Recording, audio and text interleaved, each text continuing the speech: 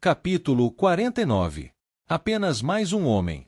Rand andava, o coto enfiado no bolso do casaco, cabeça baixa, carregando a chave de acesso embrulhada com segurança em linho branco e presa ao cinto ao lado do corpo. Ninguém lhe dava atenção. Ele era apenas mais um homem andando pelas ruas de Eboldar. Nada de especial, apesar de ser mais alto do que a maioria.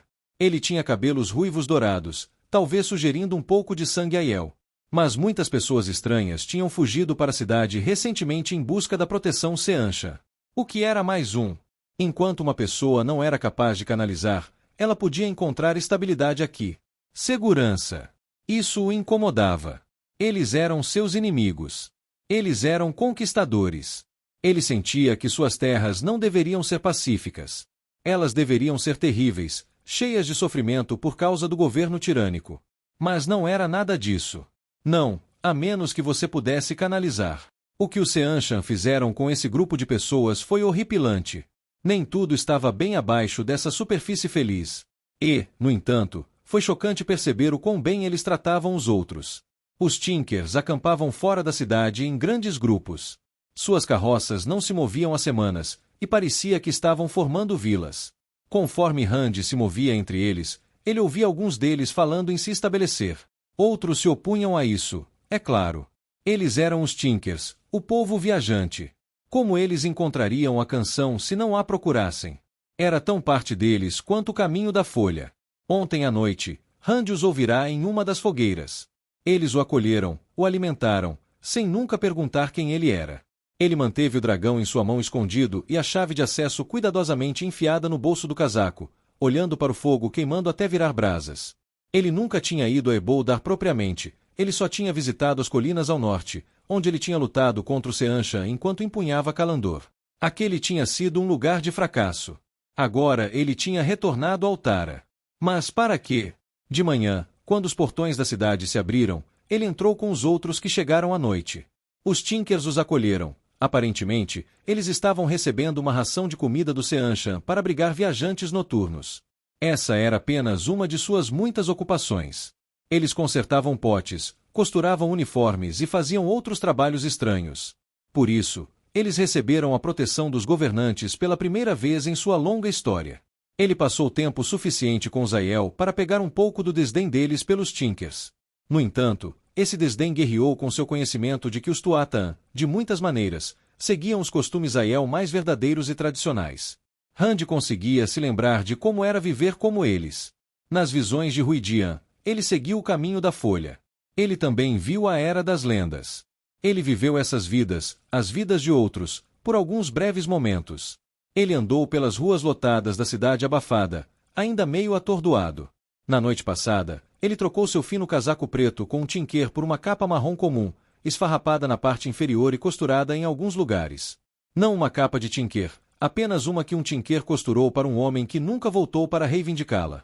Isso fazia-se destacar menos, mesmo que exigisse que ele carregasse a chave de acesso presa ao cinto, em vez do bolso fundo. O tinquer também lhe deu um cajado, que Rand usava enquanto andava, curvando-se ligeiramente. A altura pode torná-lo memorável. Ele queria ser invisível para essas pessoas. Ele quase matou seu pai. Ele não foi forçado por Semirhage, ou pela influência de Leosterin. Sem desculpas. Sem argumentos. Ele, Rand al'Thor, tentou matar seu próprio pai. Ele atraiu o poder, fez as tramas e quase as liberou. A raiva de Rand se foi, substituída por aversão. Ele queria se tornar duro. Ele precisava ser duro. Mas foi aí que a dureza o trouxe. Leosterin conseguiu alegar loucura por suas atrocidades.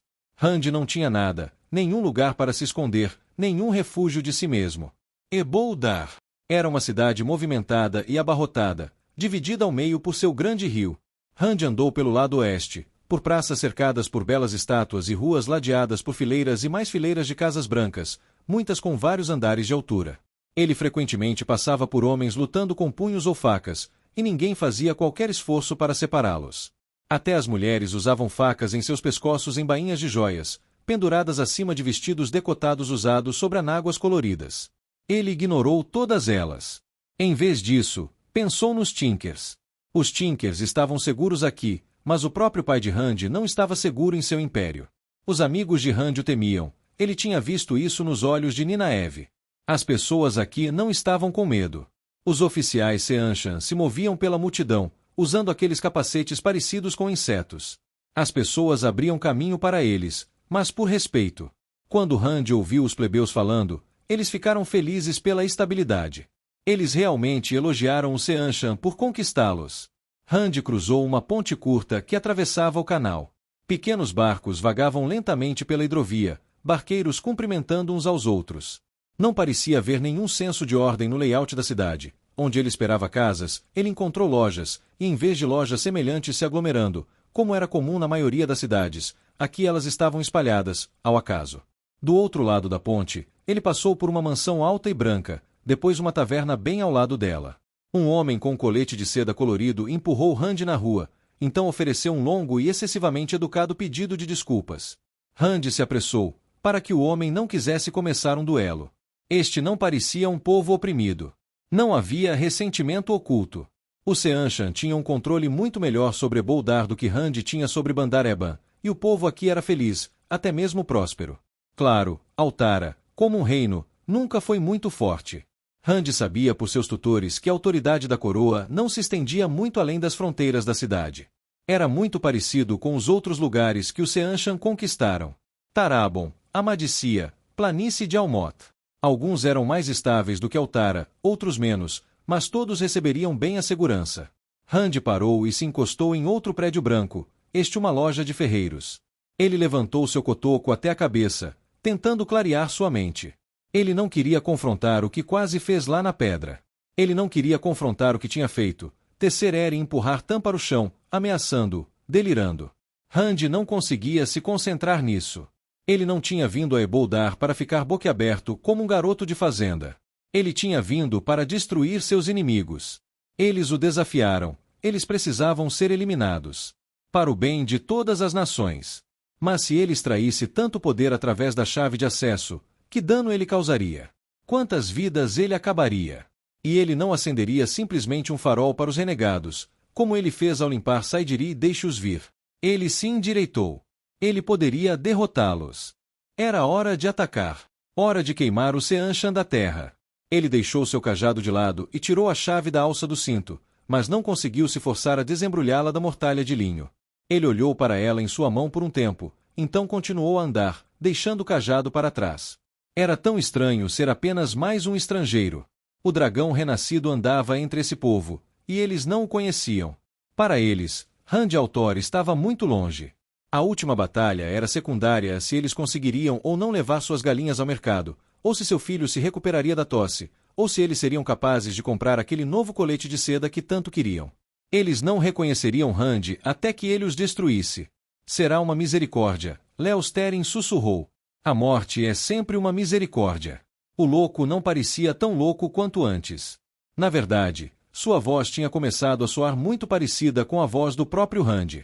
Rand parou no topo de outra ponte, olhando para o enorme palácio de paredes brancas da cidade, lar da corte Seanchan. Ele tinha 4 andares de altura, com anéis de ouro na base de suas 4 cúpulas e mais ouro nas pontas de suas muitas torres. A filha das 9 luas seria encontrada lá. Ele poderia dar àquelas paredes uma pureza que elas nunca conheceram, uma perfeição. Isso tornaria o edifício completo, de certa forma, no momento antes de desaparecer no nada. Ele desembrulhou a chave de acesso, apenas mais um estrangeiro, parado na ponte lamacenta. Depois de destruir o palácio, ele teria que ser rápido. Ele enviaria rajadas de fogo maligno para destruir os navios no porto, então usaria algo mais mundano para chover fogo na própria cidade, deixando-a em pânico. O caos atrasaria a reação de seus inimigos. Depois disso, ele viajaria até as guarnições nos portões da cidade e as destruiria. Ele vagamente se lembrava de relatórios de batedores sobre campos de suprimentos ao norte, bem abastecidos com soldados e alimentos. Ele os destruiria em seguida. De lá, ele precisaria seguir para Mador, depois para Tanchico e outros. Ele viajaria rapidamente, nunca permanecendo em um lugar tempo suficiente para ser pego pelos renegados. Uma luz bruxuleante de morte, como uma brasa ardente, brilhando para a vida aqui, depois ali. Muitos morreriam, mas a maioria seria Seanchan. Invasores. Ele olhou para a chave de acesso. Então ele agarrou Saidin. A doença o atingiu com mais força do que nunca. A força dela o derrubou no chão como um golpe físico. Ele gritou, mal percebendo quando atingiu as pedras. Ele gemeu, agarrando a chave de acesso, enrolando-se em volta dela. Suas entranhas pareciam queimar, e ele virou a cabeça, rolando sobre o ombro e vomitando na ponte. Mas ele se agarrou a Saidin. Ele precisava do poder. Do poder suculento e belo. Até o fedor do seu próprio vômito parecia mais real para ele, mais doce, pelo poder dentro dele. Ele abriu os olhos. As pessoas estavam reunidas ao redor dele, preocupadas. Uma patrulha Seanchan estava se aproximando. Agora era a hora. Ele tinha que atacar. Mas ele não conseguiu. As pessoas pareciam tão preocupadas. Tão preocupadas. Elas se importavam. Gritando de frustração, Rand fez um portal, fazendo com que as pessoas pulassem para trás em choque. Ele tropeçou em seus pés e se jogou através dele, rastejando de quatro, enquanto os soldados Seanchan sacavam espadas e gritavam palavras desconhecidas. Rand pousou em um grande disco de pedra preto e branco. O ar ao redor dele era um vazio de escuridão. O portal se fechou atrás, trancando Eboldar, e o disco começou a se mover. Ele flutuou pelo vazio, iluminado por uma estranha luz ambiente. Rand se enrolou no disco, embalando a chave de acesso, respirando profundamente. Por que não consigo ser forte o suficiente? Ele não sabia se o pensamento era dele ou de Leosterin.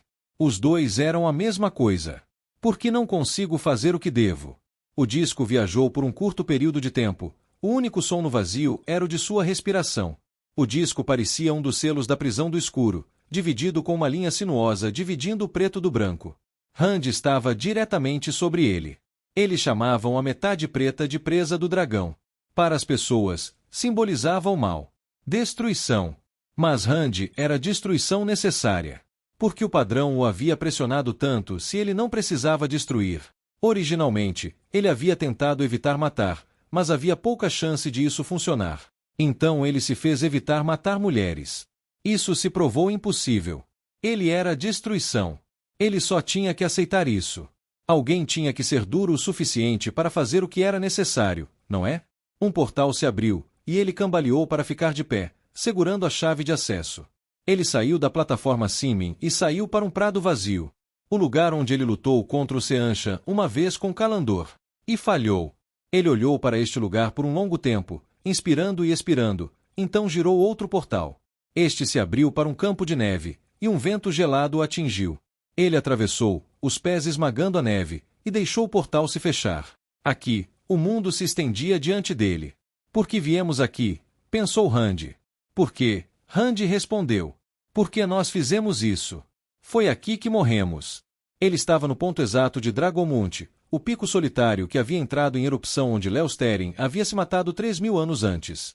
De um lado, ele podia ver centenas de metros abaixo, onde o lado da montanha se abria em um abismo explodido.